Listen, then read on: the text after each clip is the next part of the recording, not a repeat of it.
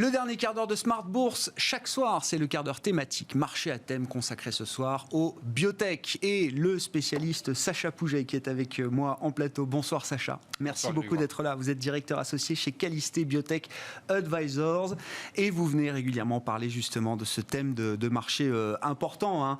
On regarde les choses globalement avec vous là sur ce début d'année 2021. Partons tout simplement déjà des performances boursières qu'on peut observer pour le marché des biotech dans son ensemble, hein, c'est-à-dire dans les grandes zones géographiques qu'on peut suivre, les États-Unis, l'Asie et puis l'Europe. Qu'est-ce qu'on peut constater déjà des performances boursières sur ce début d'année, Sacha ? Alors on constate un très bon début d'année, un petit peu dans la même tendance qu'on avait pu observer en 2020. En 2020, les biotech mondiales, les 1100 que nous suivons au niveau mondial, avaient progressé quand même de 64%. Ouais. Alors cette année, depuis le début de l'année, dans le monde, sur ces 1100 biotech, on est en moyenne en progression de 16%, alors avec des performances contrastées selon les régions. L'Asie est en petite baisse, alors somme toute très modeste. La région asiatique perd 1%. Ensuite, l'Europe est dans la moyenne. Alors, on est en hausse de 17% en Europe, avec, pareil, alors des contradictions selon les pays, hein. On a quand même la Pologne, qui est le bon élève et une bonne surprise aussi. Un territoire émergent qui fait qui progresse beaucoup ces dernières années, avec des acteurs comme Mabion, par exemple, qui va faire la production pour des vaccins Covid de Novavax, un américain. On a aussi une autre société au Convadian qui, elle, a signé un partenariat avec Galapagos dans la fibrose pulmonaire pour 380 millions de dollars, donc de belles sociétés. Ces sociétés polonaises progressent en moyenne, il y en a une quinzaine, de 51% cette année. Ensuite, on retrouve le Danemark aux alentours de 35%. On retrouve également l'Espagne qui est en hausse de 30% depuis le début de l'année. Ensuite, le Royaume-Uni aux alentours de 20%. Et puis la Suède, environ 15% depuis le début de l'année. Attendez, un mot de la Pologne. C'est la première fois que je vous entends parler de la Pologne comme étant un marché émergent sur le plan des biotech. On parle souvent de la Suisse, du Royaume-Uni, de la France, la Suède. Enfin, tous ces pays-là, on sait que les écosystèmes biotech sont bien installés aujourd'hui. Qu'est-ce qui se passe en Pologne, Sacha ? C'est un territoire très méconnu. Alors déjà, la bourse de Varsovie se porte plutôt bien. Elle est recherchée par les investisseurs de manière générale. Mais aussi, ils ont à disposition de très bonnes biotech. Je le disais, avec des partenariats qui ont été faits de manière très significative avec des acteurs très importants. Donc c'est une place émergente qu'il faut suivre. Bon, il faut dire quand même que sur les 2 dernières années, depuis 2019, ces 20 sociétés environ ont progressé de 635%. Donc c'est pas rien, mais disons qu'elles arrivent à un niveau semblable à leurs pairs européens, ce qui est plutôt étonnant. C'est un pays qui compte aujourd'hui. Non, la Pologne est un pays qui compte clairement dans le milieu biotech.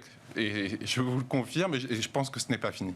Très intéressant. Bon, que peut-on dire de la France spécifiquement sur le plan des performances boursières, toujours de notre segment biotech français, Sacha ? Alors sur la France, on est en hausse de 12%, donc on est dans le milieu de classement européen, on va dire. On avait connu une très bonne année 2020, là aussi, on avait progressé en France en moyenne de 75%, donc c'est quand même un bon démarrage. On a surtout des volumes, Grégoire, qui ont bien progressé, puisque sur la même période de 2020, on était en moyenne sur une volumétrie de 52 millions d'euros en moyenne par séance sur nos biotech françaises. Là, on est aux alentours de 100 millions d'euros. Donc on a déjà doublé en termes de volumétrie par rapport à ce qu'on avait pu constater l'année précédente. Et puis on a vu aussi apparaître des introductions en bourse qui ont été sursouscrites de la part de Medesis 8 fois de sursouscription, et également de Ferrecides qui a été sursouscrite 4,5 fois. Donc il y a un appétit pour le risque. En période de risk-on, ce n'est pas très étonnant, mais on va dire que ces opérations sont la manifestation d'un signal porté de la part des investisseurs qui s'intéressent toujours au secteur. Bon, et on peut imaginer là sur le front des introductions en bourse que d'autres candidats soient prêts à franchir le pas au cours de cette année 2021 ? Tout à fait, c'est ce qu'on peut entendre ici et là, c'est-à-dire qu'il y a des projets d'introduction qui devraient se poursuivre tout au long de l'année. Il y a déjà des dossiers qui sont en cours de réflexion. Donc je pense que ça ne va pas s'arrêter à la fois sur l'aspect biotech, mais aussi sur l'aspect medtech. Il devrait y avoir d'autres projets d'introduction en bourse sur ce secteur. Bon, ce qui nous amène à la question du financement, et ça, là-dessus, ça fait plusieurs mois que vous nous le dites, Sacha, s'il y a un enseignement à retirer de l'année 2020 pour les biotech françaises, en l'occurrence, si on reste sur notre marché domestique, c'est qu'elles n'ont eu aucun problème de financement, et même elles se sont financées et refinancées, pour certaines d'entre elles, peut-être pour plusieurs années. Voilà, c'est le côté rassurant véritablement de 2020. On est d'ailleurs sur la même dynamique en 2021. Alors, en 2020, ce qui s'était passé, on avait levé pour la première fois plus d'1 milliard d'euros avec sur le secteur biotech en France. 1,33 milliard pour être très précis, c'est du jamais vu, et surtout cela va permettre de sécuriser leur financement et faire en sorte qu'elles puissent développer leur programme. On sait qu'on est sur des cycles longs et coûteux lorsqu'on développe un médicament. Donc depuis le début de l'année, finalement, on est sur une même dynamique, peu ou prou par rapport à l'an passé. On a levé 150 millions d'euros en 19 opérations, dont deux introductions, comme je le disais précédemment. Donc on est sur une bonne dynamique. Souvent en mars-avril, on constate que c'est vraiment la période fatidique pour le lever des fonds. D'ailleurs, on s'en rend compte un peu sur le graphique. On devrait assister dans les semaines qui suivent à d'autres opérations, et je pense que ce sera également un succès de la part des investisseurs qui vont rechercher ces financements. Bon, introduction en bourse, financement, opération financière, opération de M&A. Est-ce que là aussi, on trouve une dynamique particulière en ce moment, alors au niveau mondial, en tout cas sur les grands marchés de biotech que vous suivez, Sacha ? Alors, on constate... alors, là, pour le coup, sur l'aspect M&A, fusion-acquisition, on est plus sur une moyenne... un rythme de croisière. Un rythme de croisière, j'ai envie de dire. Alors, il y a quand même quelques tendances, c'est que depuis le début de l'année, il y a eu 6 opérations. 6 opérations, 6 rachats de biotech cotées en Europe et aux États-Unis pour une valeur totale de 15 milliards de dollars. Finalement, c'est la même tendance que les années précédentes, rien de nouveau. Par contre, ce qu'on constate, c'est finalement 2 aires thérapeutiques qui sortent du lot.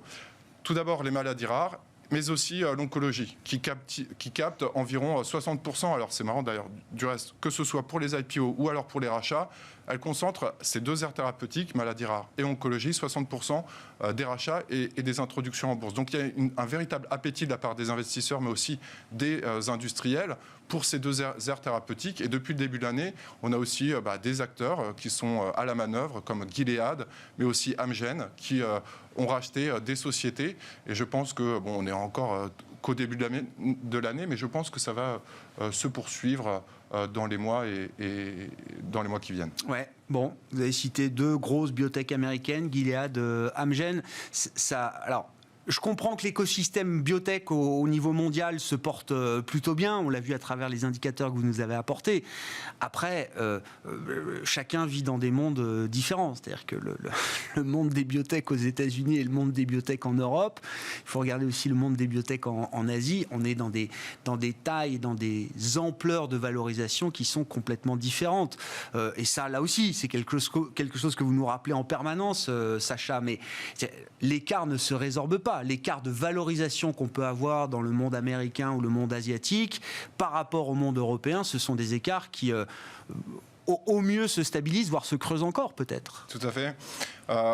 Alors, on voit au fil des années, de toute façon, on a toujours constaté un gap de valorisation entre les valeurs biotech françaises, européennes, versus les valeurs biotech américaines, pour plusieurs raisons. Bon, ils ont leurs fonds de pension qui aussi investissent beaucoup en bourse. Ils ont aussi la culture de boursière que nous n'avons pas forcément en Europe. Donc, ils ont un temps d'avance. On constate, d'après nos chiffres, qu'ils ont généralement 10 ans d'avance sur ce plan-là. Après, nous, en termes de rattrapage, ce qu'on peut faire, c'est peut-être avoir une politique volontariste en Europe pour faire en sorte de flécher l'investissement des Européens vers ces secteurs innovants pour faire en sorte qu'on puisse les rattraper, parce que là, véritablement, un gap se forme. Et notamment au niveau des licornes. Les licornes biotech qui sont véritablement un enjeu crucial. Oui, c'est ça. C'est pas juste cosmétique ou c'est pas juste une gloire de se dire tiens, j'ai le plus grand nombre de licornes dans le monde des biotech. C'est-à-dire que sans ces licornes-là, on finance pas les pépites de demain. C'est ça, c'est Sacha. exactement ça, Grégoire. À savoir que lorsque vous êtes une licorne, finalement, vous pouvez diluer votre capital de 15%. Donc, on rappelle, une licorne est une société qui vaut plus d'1 milliard de dollars. Et donc, dès lors que vous valez 1 milliard de dollars, vous pouvez lever dans la foulée 150 millions de dollars. Avec 150 millions de dollars, vous pouvez faire en sorte d'étendre votre pipeline, investir dans le développement, etc. Disons que ça change totalement la donne. En France, on fait des opérations aux alentours de 20, 30, maximum 50 millions d'euros. Voilà, c'est un peu ce qu'on constate. 32 licornes en Europe versus 92 en Asie et 182 aux États-Unis. En biotech, c'est quand même... voilà, on doit pouvoir faire en sorte de rattraper au moins... en France, par exemple, admettons, nous n'avons qu'une seule licorne. On ne peut que le déplorer. C'est Valneva. qui est dans les vaccins Covid.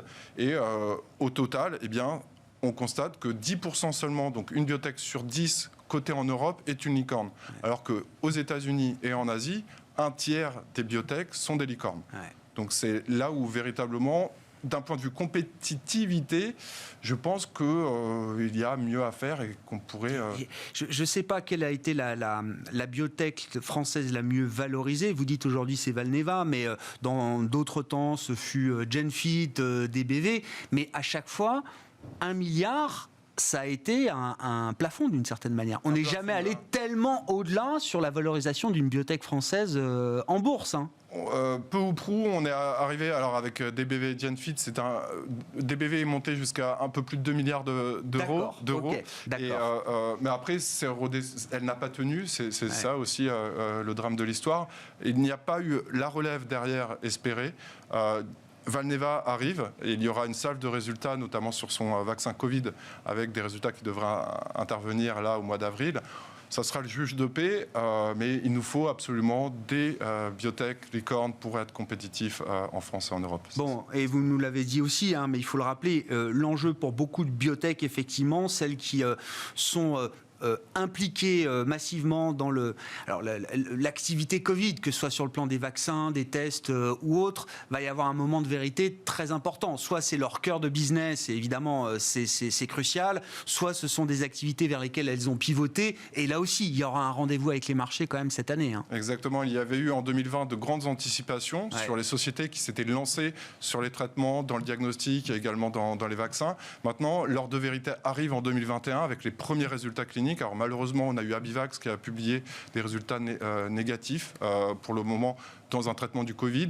Là, ce qu'on va avoir dans un autre traitement, ça va être Biofitis qui va publier dans les prochaines semaines, prochains jours, des résultats de phase 2-3 sur la première étude intermédiaire qu'ils vont publier. Donc là, 2021 est véritablement le gros marqueur de... On avait anticipé en 2020, maintenant, les résultats arrivent. Que se passe-t-il? Est-ce que c'est bon? Est-ce que ça passe? Ou est-ce que ça casse? Un moment de vérité sur les marchés pour les biotech et les biotech françaises notamment, qu'on suivra avec vous, bien sûr, Sacha. Merci beaucoup d'avoir été là ce soir. Sacha Pouget, directeur associé chez Calisté Biotech Advisors, dans le quart d'heure thématique de Smart Bourse ce soir. Très bon début de soirée. On se retrouve demain en direct à 12h30 sur Bismart.